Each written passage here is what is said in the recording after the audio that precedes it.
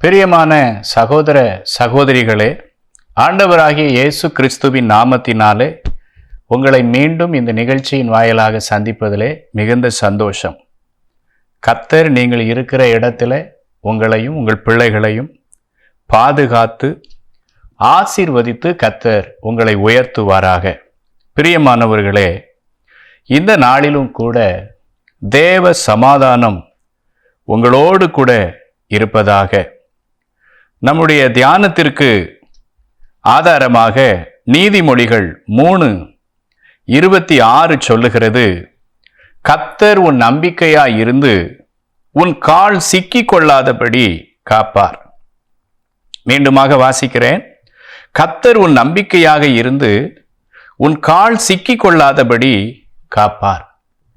பிரியமானவர்களே, ஆண்டவராகிய தேவன் நம்முடைய வாழ்க்கையிலே ஒரு நல்ல தலைவராக நம்மோடு கூட இருந்து நாம் எதிலும் சிக்கிக் கொள்ளாதபடி காப்பாற்றுவதிலே அவரை போல ஒரு ஒப்பற்ற தலைவரை நாம் பார்க்க முடியாது.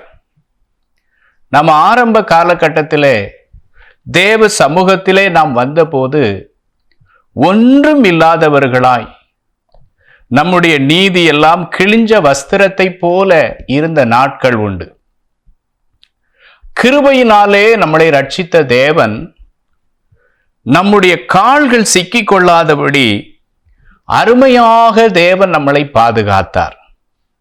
ஆம் பிரியமானவர்களே, நம்முடைய தேவன் மட்டும் நம்மோடு கூட இல்லாவிட்டால் பல காரியங்களில் சிக்கி நாம் ஒன்றும் இல்லாமல் போயிருப்போம். ஆண்டவரோ நல்ல தலைவராக, நல்ல தேவனாக, நல்ல தகப்பனாக நம்மோடு கூட இருந்து நம்மளை காத்து கொண்டார். கர்த்தருக்கு ஸ்தோத்திரம். பாருங்கள், இன்றைக்கு உலகத்திலே மிக மிக பிரபலமானவர்கள், அவர்கள் நாம் சிக்குவதற்கு வாய்ப்பே இல்லை என்று அவர்கள் அலைந்த நபர்கள். ஆனால் இன்றைக்கு அவர்கள் அறியாமலே அவர்களாகவே அதில் சிக்கி சின்ன பின்னமாகிறதை நாம் பார்க்கிறோம். பிரியமானவர்களே, உலகத்தில் எத்தனை பிரபல்யங்கள் சிக்கி இன்றைக்கு பல போராட்டங்களை சந்தித்து பதவிகளை இழந்து அவமானத்தை சந்தித்து இன்றைக்கு தன்னிலை அறியாமல் செய்த காரியத்திற்காக தடிமாறிக் கொண்டிருக்கிறார்கள். அவைகளை எல்லாம் நாம் யோசிக்கும் போது நாம் எந்த விஷயத்திலே மேன்மையானவர்கள் என்று பார்த்தால், இயேசு மட்டும் நம்மோடு கூட இல்லாதிருந்தால் நாமும் சிக்கி ஒன்றுமில்லாமல் அழிந்து போயிருப்போம். ஆகவேதான் வேதம் சொல்லுகிறது, கர்த்தர் உன் நம்பிக்கையாய் இருந்து உன் கால் சிக்கிக் கொள்ளாதபடி காப்பார் என்று சொல்லி. இதை கேட்டுக்கொண்டிருக்கிற சகோதரனே, சகோதரியே, உங்களையும் ஆண்டவர் இதுல சிக்கி விடுவோமோ, இதுல நான் அழிந்து விடுவேனா, இனி என் வாழ்க்கை முடிந்ததா என்று நீங்கள் யோசித்துக் கொண்டிருக்கிறீர்கள் அல்லவா? ஆண்டவர் உங்களை பார்த்து சொல்றார், நான் உன்னை தப்புவிப்பேன், நான் உன்னை தப்புவித்து உன்னை கனப்படுத்துவேன் என்று கர்த்தர் சொல்லுகிறார். ஏனென்றால் நம்மை தப்புவிக்கிறவர், சிலுவையில் அறையப்பட்ட இயேசு கிறிஸ்துவானவர் நிச்சயமாய் இனியும் சிக்கிக் கொள்ளாதபடி நம்மளை காத்து கொள்ளுவார். கர்த்தருக்கு ஸ்தோத்திரம். பாருங்கள், ஒருவேளை நாம் சிக்கினா நாம எந்தித்து வர முடியுமா என்று நாம் யோசிக்கலாம். ஆனா சிக்கும் போது ஏதோ ஒரு காரியத்துல, பண விஷயத்துல, பெண்கள் விஷயத்துல, இல்லை என்று சொன்னால் தொழில் விஷயத்துல, இன்னும் பற்பல ரகசிய உங்களுடைய காரியங்கள்ல நீங்க சிக்கும் போது அதுல என்ன விளைவு உண்டாயிருக்கும் என்று என்றாவது நீங்கள் யோசித்து பார்த்தது உண்டா? ஆதியாகம புஸ்தகம் 22:13 சொல்லுகிறது, அங்கே ஒரு ஆடு புதரிலே சிக்கி இருந்தது. அந்த ஆடு சிக்கினதை வேத புஸ்தகம் சொல்லுகிறது, ஆபிரகாம் பார்த்தார், அதை பிடித்து வந்தார், தன் மகனுக்கு பதிலாக பலியிட்டார். அப்ப சிக்கி கொண்டால் என்ன? அடுத்தவர்களுடைய கண்களிலே படுகிறோம். வேற ஒருவருக்கு பதிலாக நாம் பலி செலுத்தப்படுகிறோம். ஆகவே சிக்கி கொண்டவர்கள் அங்கே மரணம் அடைவதும் பிறருடைய கைகளிலே மாண்டு போவதுமான நிலை இருக்கிறது. ஆகவேதான் தேவன் எல்லாவற்றையும் முன்னறிந்து ஒருவரிடத்திலும் நாம் சிக்காதபடி தேவன் அருமையாக நம்மளை பாதுகாக்கிறார்.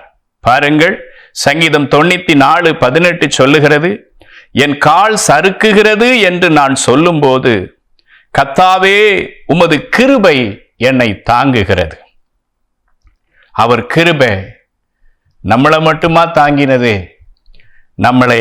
நம்ம பிள்ளைகளை, நம்ம குடும்பத்தார், நம்ம அன்புக்குரியவர்கள் ஒவ்வொருவரையும் தாங்கி சுமந்து கொண்டு வந்த அந்த தேவ கரத்தை எப்படி மறக்க முடியும்? ஆகவே ஆண்டவராகிய இயேசு கிறிஸ்துவின் மேலே முழு நம்பிக்கை வைங்க. அவர் உங்களை விடுவித்து உங்க கால் சிக்கி கொள்ளாதபடி இந்த வயது வரை உங்களை நடத்தி கொண்டு வந்த தேவன் இனியும் உங்களை நடத்தி கொண்டு வருவார். ஆகவே தேவன் உங்களை கைவிட மாட்டார். கர்த்தருக்கு ஸ்தோத்திரம். பிரியமானவர்களே, நம்முடைய ஆண்டவர் நம்மளை கைவிட மாட்டார். ஆனா நமக்குன்னு சில காரியங்களை கர்த்தர் கொடுத்திருக்கிறார். அதுல நாம் நல்ல மனுஷர்களாக, தேவன் எதிர்பார்க்கிறவர்களாக செயல்பட வேண்டும் என்று கர்த்தர் எதிர்பார்க்கிறார். அப்படி செயல்பட்டா நீங்களும் சிக்க மாட்டீங்க, உங்க குடும்பமும் எந்த காரியத்திலும் சிக்காது. பாருங்கள், பிள்ளைகளை முதலாவது நீங்க குடும்பத்தில் அறியணும். எனக்கு கொடுத்த பிள்ளைகள் எல்லாம் கர்த்தர் தான் எனக்கு கொடுத்தார் என்ற ஒரு நல்ல ஞானம் உங்களுக்குள்ளே இருக்க வேண்டும். அந்த ஞானம் இருந்தால் உங்க பிள்ளைகளும் சிக்காது, நீங்களும் எந்த காரியத்திலும் சிக்க மாட்டீர்கள். ஏசாயா 8:18 சொல்லுகிறது, இதோ நானும் கர்த்தர் எனக்கு கொடுத்த பிள்ளைகளும் சீயோன் பர்வதத்தில் வாசமாயிருக்கிற சேனைகளின் கர்த்தராலே இஸ்ரவேலில் அடையாளங்களாகவும் அற்புதங்களாகவும் இருக்கிறோம். அப்போ பிள்ளைகள் ஆண்டவர் கொடுத்திருக்கிறார். ஆகவே இந்த பிள்ளைகளை நம்ம சொந்த இஷ்டப்படி அல்ல, ஆண்டவர் என்ன பர்பஸுக்காக அதை கொடுத்தார், அந்த வழியில் அந்த பிள்ளைகளை நடத்தணும் என்று சொல்லி நீங்க ஒரு நல்ல ஞானத்தை பெற்றிருக்க வேண்டும். யாத்திராகம புஸ்தகத்திலே 2:9 சொல்லுகிறது, பார்வோன் குமாரத்தி மோசேயை நைல் நதியில் எடுத்து அதனுடைய தங்கையினிடத்திலே அல்லது தாயினிடத்திலே ஒப்படைக்கும் போது எனக்காக இந்த குழந்தையை வளர்த்திடு என்று சொல்லுகிறத பார்க்கிறோம். அப்போ உங்களுக்குள்ள ஒரு பெரிய ஞானம் இருக்கணும்.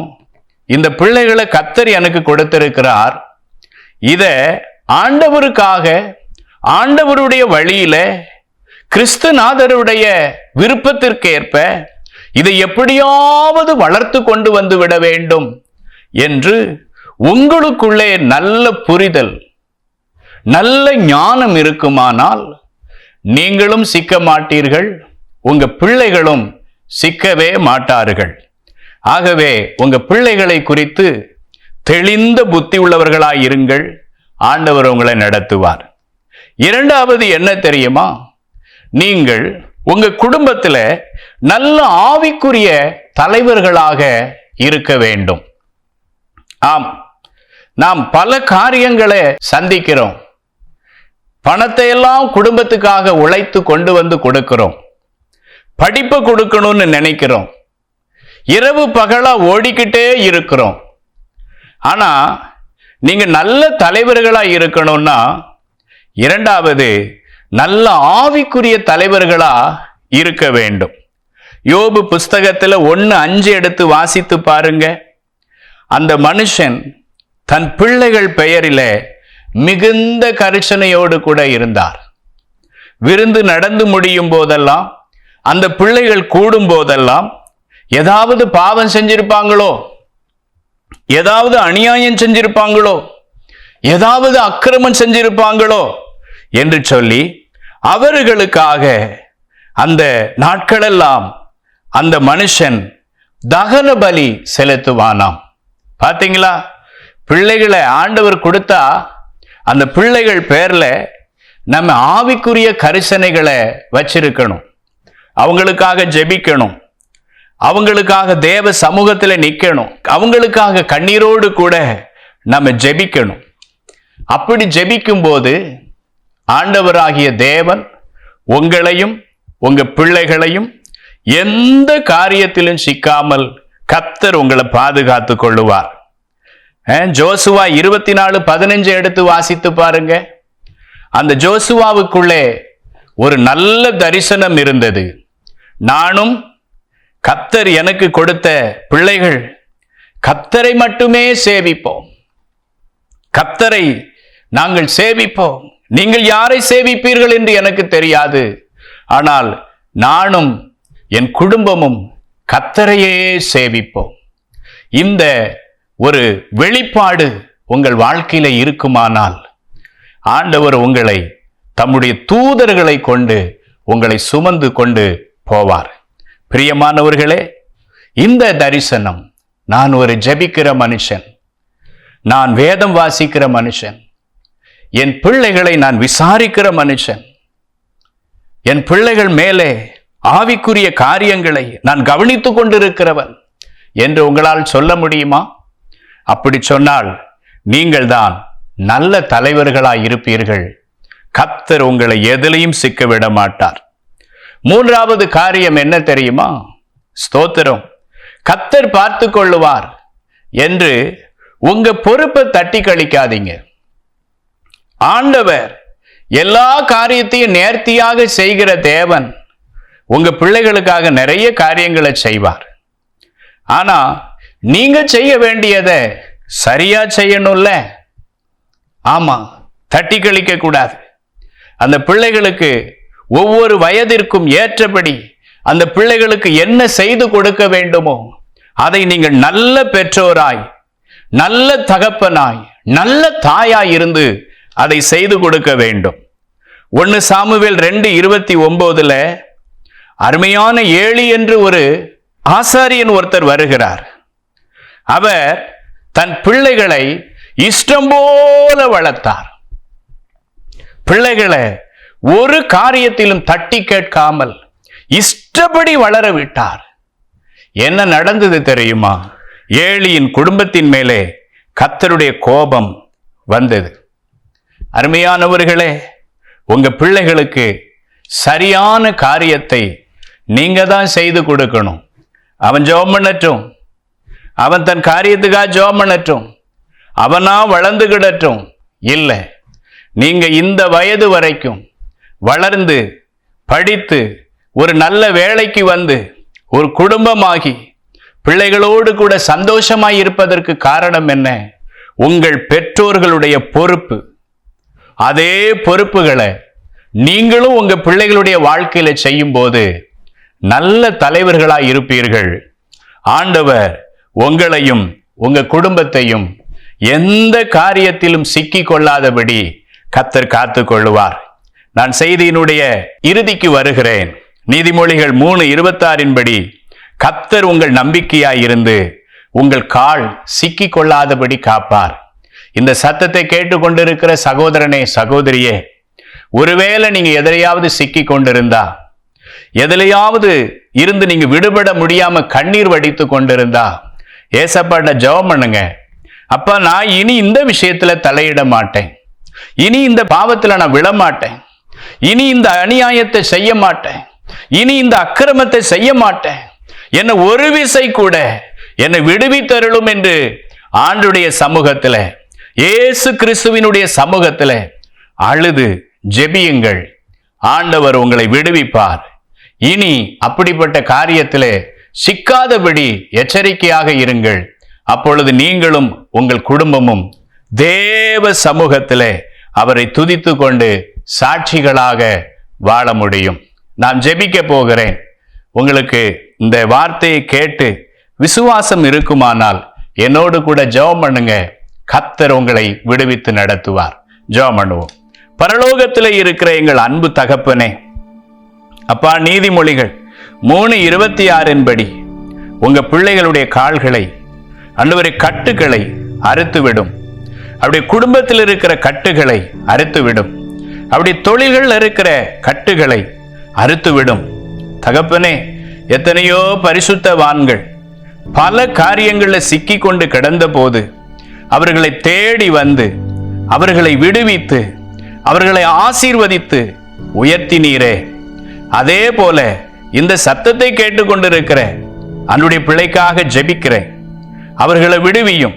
அப்படி பிள்ளைகளை விடுவித்து உங்க பிள்ளைகளை ஆசீர்வதித்து கர்த்தர் உயர்த்துவீராக. உங்க நல்ல கரத்துல தாழ்த்துகிறேன் ஐயா.